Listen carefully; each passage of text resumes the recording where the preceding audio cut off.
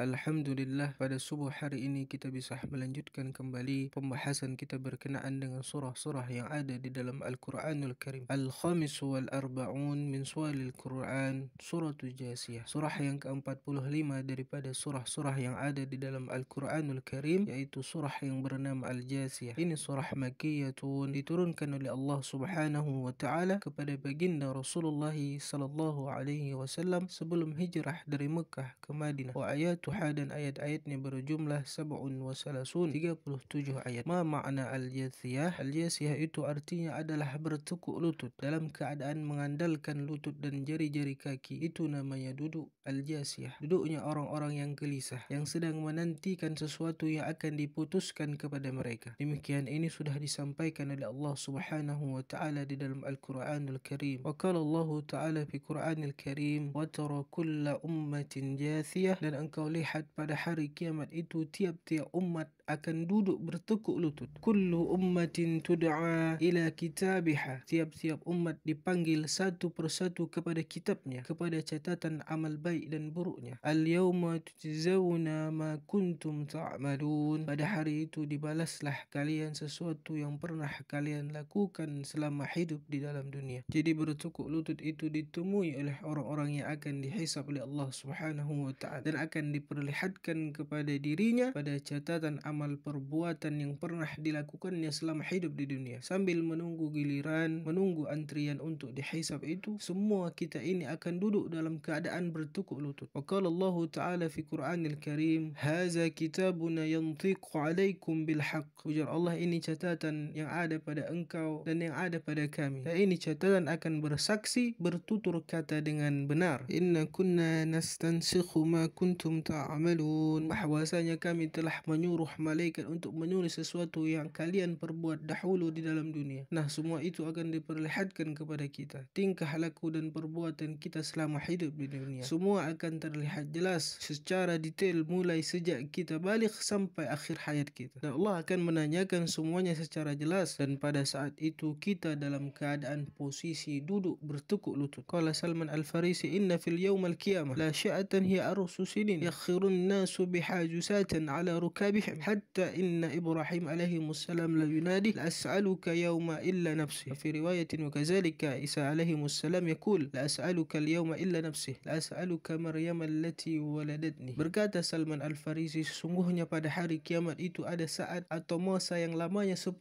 tahun. Tersungkur manusia pada itu masa 10 tahun dalam keadaan bertekuk lutut. Jadi kita menunggu waktu, menunggu antrian dipanggil oleh Allah Subhanahu wa Ta'ala itu bisa sampai berpuluh-puluh tahun lamanya, karena ini sudah mulai proses hisab. Sebelumnya itu menurut para ulama ahli tafsir, selama 300 tahun kita berada di alam huru haranya yaumul qiyamah. Jadi pada masa 300 tahun itu kita belum ada kepastian, dalam keadaan huru hara. Kita datang kepada nabi-nabi untuk meminta pertolongan, namun mereka menolak. Dan akhirnya kita meminta kepada nabi kita tercinta baginda Rasulullah sallallahu alaihi wasallam. Kemudian beliau pun sujud kepada Allah Subhanahu wa Ta'ala, dan pada saat beliau sujud itu, kemudian Allah Subhanahu wa Ta'ala memerintahkan kepada Nabi, ya Muhammad irfa ra'sya, angkat kepala engkau, is'al tu'tah, mintalah sesuatu, sungguh engkau akan kuberi, kata Allah. Maka baginda Rasulullah sallallahu alaihi wasallam memintakan kepada Allah, wahai Allah, ini umat-umatku sedang menunggu di sini, mereka meminta agar cepat proses amal mereka. Nah, manusia-manusia pada waktu itu yang sudah ditentukan oleh Allah Subhanahu wa Ta'ala masuk ke dalam surga tanpa hisab, maka mereka pun menunggu di sebelah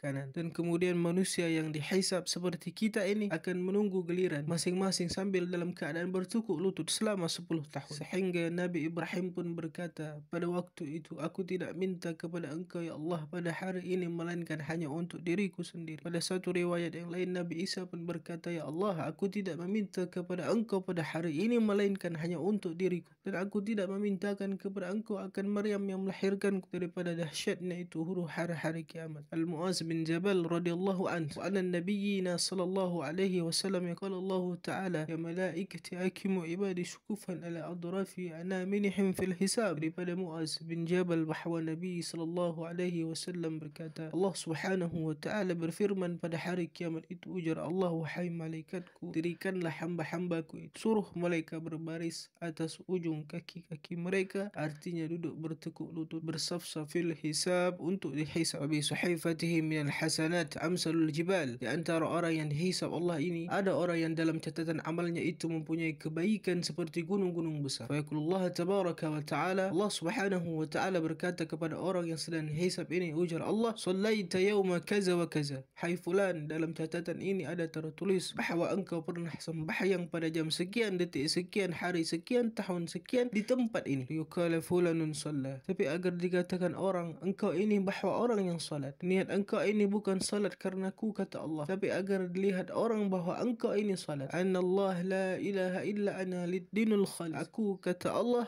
tidak ada Tuhan selain aku dan bagiku hanyalah agama yang murni. Artinya Allah tidak menerima ibadah kecuali ibadah itu murni karena Allah subhanahu wa ta'ala semata. Ya fulan thumta yawma kaza wa kaza yuqala sawma fulan, dalam catatan ini ada tertulis engkau pernah puasa pada hari ini agar dikatakan orang engkau ini orang yang ahli puasa. Benar seperti itu hai fulan? Benar ya Allah, ujarnya. Nah, ini dia akan menjawab dengan jujur pada saat itu karena tidak bisa berdusta di hadapan Allah subhanahu wa ta'ala. Anallah la ilaha illa ana lid-dinul khalis, aku adalah Allah, tidak ada Tuhan selainku dan bagiku hanyalah agama yang murni. Artinya Allah tidak menerima ibadah kecuali ibadah itu murni semata-mata hanya karena Allah subhanahu wa ta'ala. Ya fulan tasaddaqta kaza wa kaza yuqal tasaddaqta fulan, wahai fulan, ujar Allah, engkau di sini tertulis bersedekah hari ini jam segini di tahun ini di tempat ini, engkau bersedekah sekian. Benar yang demikian itu wahai fulan, kata Allah.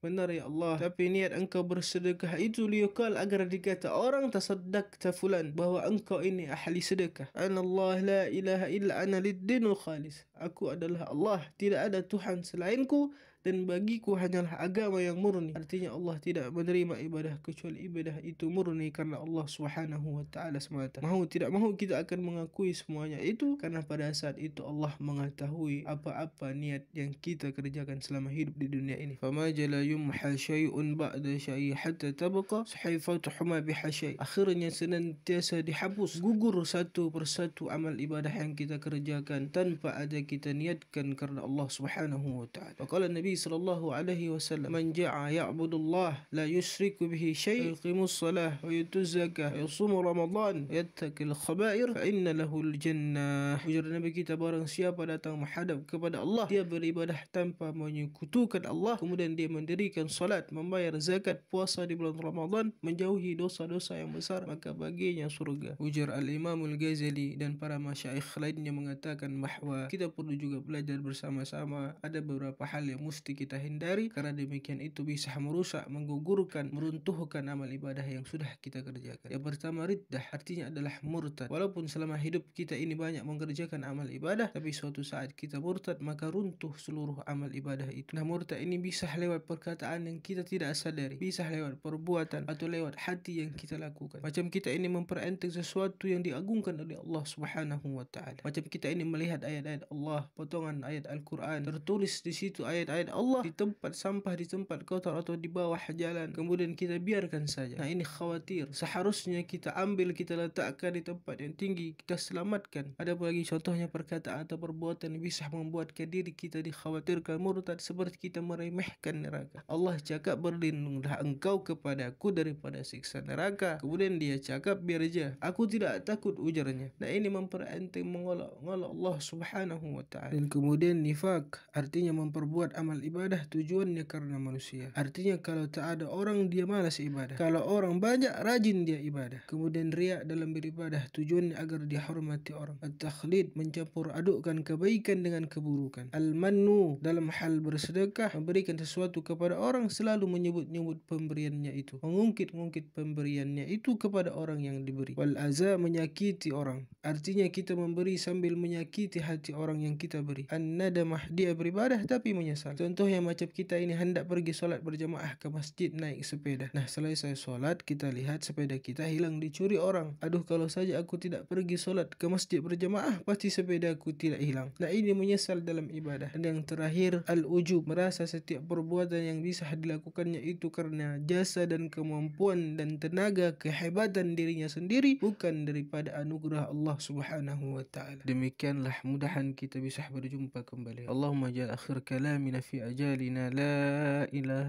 إلا الله محمد رسول الله صلى الله عليه وسلم. والسلام عليكم ورحمة الله.